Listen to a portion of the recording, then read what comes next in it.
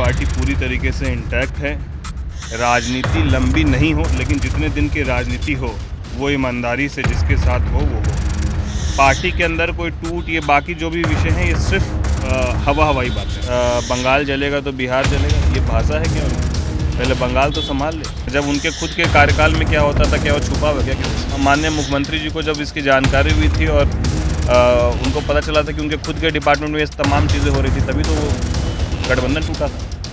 नमस्कार, मेरा नाम प्रेम है और आप लाइव स्ट्रीम देख रहे हैं। चिराग पासवान को बड़ा झटका लगने जा रहा है। ऐसा हम नहीं बल्कि लगातार खबरें चल रही हैं। चिराग पासवान के 3 सांसद उनका साथ छोड़ने वाले हैं। लगातार सवाल भी खड़े हो रहे हैं। देखिए, अब उन्हीं के सांसद इन तमाम चीज़ों को लेकर बड़ी बयान दे रहे हैं। देखिए, सबसे पहले हम आपको राजेश वर्मा को सुनाने जा रहे हैं। देखिए, राजेश वर्मा का भी कहा जा रहा है कि चिराग पासवान के साथ छोड़ देंगे, पर राजेश वर्मा अभी दिल्ली से पटना पहुंचे हैं और पटना एयरपोर्ट पर बड़ा खुलासा कर रहे हैं। क्या कुछ कर रहे हैं राजेश वर्मा, पहले हम आपको वो सुनवाते हैं। सांसद जो है भाजपा के संपर्क में है और तेजस्वी के साथ आ जाएं। हाँ, ये कौन आ जाए? हाँ, तेजस्वी के साथ चिराग जी आ जाएं, बिहार का भला होगा। नहीं, ठीक है, अपने अपने जहन में ख्याली पुलाव बनाना ही चाहिए। हमारी पार्टी पूरी तरीके से इंटैक्ट है और मैं अपने विषय में आपको स्पष्ट कर दूं कि जिस नेता ने राजनीतिक रूप से इतनी बड़ी पहचान दी, जिस नेता ने इतना बड़ा मौका दिया, मैं अपने नेता चिराग पासवान जी के लिए हमेशा धन्यवाद उनका और आभार व्यक्त करता हूं। राजनीति लंबी नहीं हो, लेकिन जितने दिन की राजनीति हो वो ईमानदारी से जिसके साथ हो वो हो। तो मेरी ईमानदारी मेरे नेता के प्रति सदैव रहेगी, चाहे राजनीति फिर आगे नहीं करनी हो वो मंजूर है, लेकिन नेता के साथ कभी दगाबाजी ना हम कभी कर सकते और ना कभी जीवन में करेंगे। मैं बिल्कुल हमेशा उनके साथ और उनके लिए गए निर्णयों के साथ कंधे से कंधे मिलाकर चलने वाला। इस बार टूटने की वजह बीजेपी को बताया जा रहा है कि बीजेपी की वजह से टूटेगी। किसी के वजह से टूटने और जुटने वाली कोई बात ही नहीं है। कोई टूटने का कारण तो हो, क्या स्टैंड लेना मुद्दों पर वो गलत है, और अगर गलत है तो फिर प्रधानमंत्री जी ने भी उसको लेकर संशोधन किया है। तो मुझे लगता है कि इन विषयों में कहीं कोई दम नहीं है। पता नहीं, मैं खुद ये देख कर आश्चर्यचकित था कि मीडिया में इस तरीके से कैसे चल रहा है, जिसमें उसके बाद हम लोग झारखंड में जो राष्ट्र कार्यकारिणी की बैठक हुई वहाँ सब लोग साथ थे। अभी भी मैं दिल्ली से आया हूँ तो माननीय नेता से मिलते हुए आया हूँ, सभी विषयों पर बात हुई है। तो कहीं कोई ऐसा विषय पार्टी के अंदर कोई टूट, ये बाकी जो भी विषय हैं ये सिर्फ हवाई बातें हैं। पशुपति पारस के जिस तरह से नजदीकियां बढ़ी है बीजेपी से, कहीं यही सी का आकांक्षा लगाई जा रही है।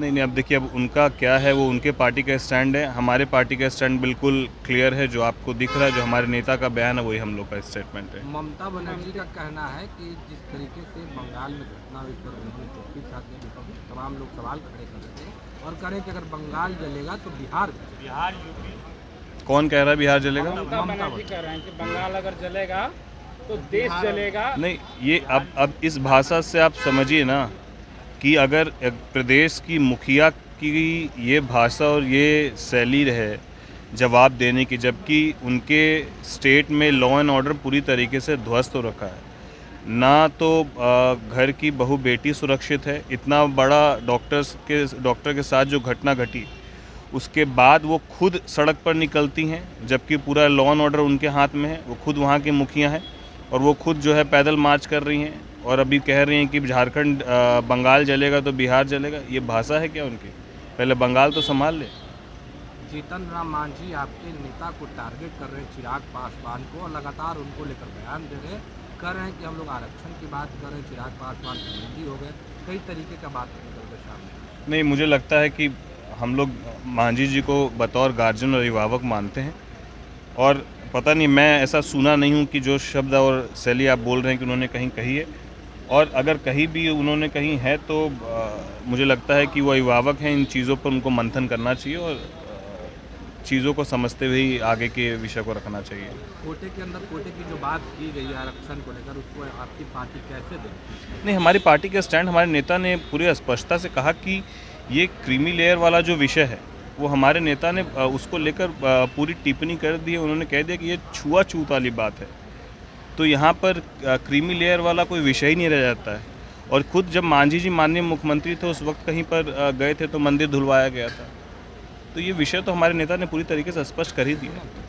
तेजस्वी यादव लगातार अपराध हो या फिर बिहार में ट्रांसफ़र पोस्टिंग का मामला हो, इस पर लगातार वे कह रहे हैं कि बिहार में जो है अच्छे ऑफिसर जो हैं उनको दरकिनार किया जा रहा है और उनके चेले बेलचे हैं वो लोग ट्रांसफ़र पोस्टिंग कर रहे हैं। नहीं, अच्छे ऑफिसर्स की सूची वही बताते कि कौन अच्छे ऑफिसर्स हैं। आर.एस. भट्टी को काम नहीं किया दिया जा रहा है बोल रहे हैं।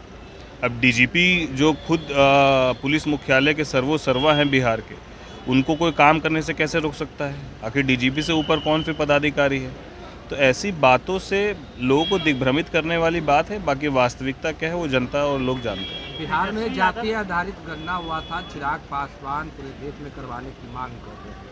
आपकी पार्टी आवाज़ उठा रही है, क्या होने जा रहा है? नहीं, बिल्कुल हम अपने नेता के स्टैंड के साथ, और हमारे नेता ने इसीलिए कहा कि अगर जातिगत उनका बस उसमें थोड़ा सा ये सुझाव ज़रूर है कि जातिगत जनगणना के वो पक्षधर हैं, लेकिन वो सार्वजनिक हो इसके पक्षधर नहीं हो। लेकिन वो आंकड़ा बिल्कुल आना चाहिए ताकि उस आंकड़ों के आधार पर ये तय किया जा सके कि किस जाति समाज की संख्या कितनी है और उनके लिए हमको क्या बेहतर करना है, ये जानकारी होनी चाहिए, लेकिन वो सार्वजनिक नहीं होनी चाहिए। राष्ट्रीय लोक जनशक्ति पार्टी के जो नेता हैं वो कह रहे हैं कि चिराग पासवान अब राहुल गांधी के बोलने शुरू कर दिए। राहुल गांधी भी बोल रहे हैं और चिराग पासवान भी बोल रहे हैं। खैर उनके विषय पर हम कुछ बोलना नहीं चाहते हैं। वो इसी तरीके से जो बोल रहे हैं वो कौन बोल रहा है और बिना कोई हाथ पांव वाली बातों पर क्या ही जवाब दिया जाए। सर, फतुहा के गांव है एक गोविंदपुर, वहाँ की ज़मीन है, पूरे गांव को वक्फ बोर्ड ने दावा ठोक दिया है कि यह ज़मीन वक्फ बोर्ड की है।